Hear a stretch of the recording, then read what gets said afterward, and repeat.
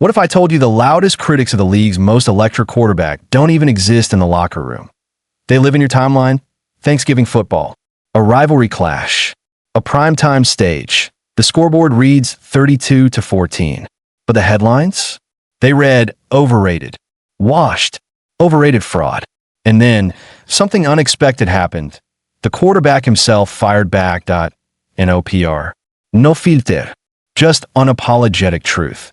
This is the story of Lamar Jackson, the slump, the label, and the response the NFL world didn't see coming. Welcome back to Knowledge Nest USA, your home for game-changing sports breakdowns, bold player moments, and the stories fans debate long after the final whistle. Today, we unpack intense scrutiny around a former MVP, his recent slump, the overrated noise, and his raw reaction to all. Thanksgiving Day in Week 13 delivered more than mashed potatoes. It delivered a showdown between the Baltimore Ravens and the Cincinnati Bengals. The matchup at M&T Bank Stadium in Baltimore, Maryland, was expected to be a highlight game. Fans braced for fireworks. Instead, the Ravens' offense sputtered. Jackson finished 17 of 32 for 246 yards, no touchdowns, 1 interception, and 2 fumbles, a stat line that gave critics instant ammunition. The loss dropped the Ravens to 6-6, still alive in the AFC playoff hunt, but carrying momentum concerns largely centered around QB play. For the first time in years, fans weren't debating Lamar's ceiling. They were debating his legitimacy. The last 3 games have been uncharacteristic. 0 passing touchdowns, 3 interceptions, 2 fumbles lost, 8 sacks taken, and a glaring absence of his signature finish-strong magic. The mockery followed with the speed of a blitz on social media. Trending posts, stat memes, and armchair hot takes piling up play after play.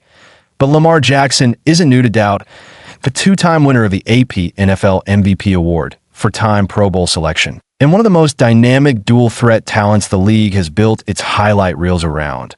His resume doesn't bend under pressure. His body language Thursday night at the podium? Calm, direct, borderline amused. Then came the shocker. A user on X labeled him overrated in a question. Instead of scrolling past, Jackson answered in a crafted statement. No media spin. Just a competitor defending himself on the same stage critics used to mock him.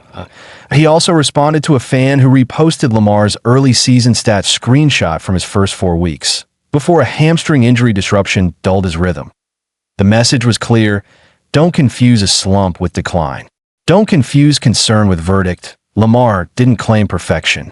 He didn't dodge accountability, but he did reject the idea that narrative outweighs reality. The Ravens are contending. Even if the numbers have looked imperfect, and if anyone believes the noise has shaken his confidence, they haven't watched him play long enough. With Week 13 still underway around the league, the Steelers prepare for their own clash against the Buffalo Bills before hitting the road to Baltimore. The stakes for Week 14 on December 7th are enormous. A divisional battle that could reshape the AFC North outlook. Kickoff, 1 p.m. Eastern Time. Ravens hosting, touchdown drought looming, critics watching, and momentum begging to be flipped. Jackson will step onto the field again with one mission. Silence isn't his style, winning is.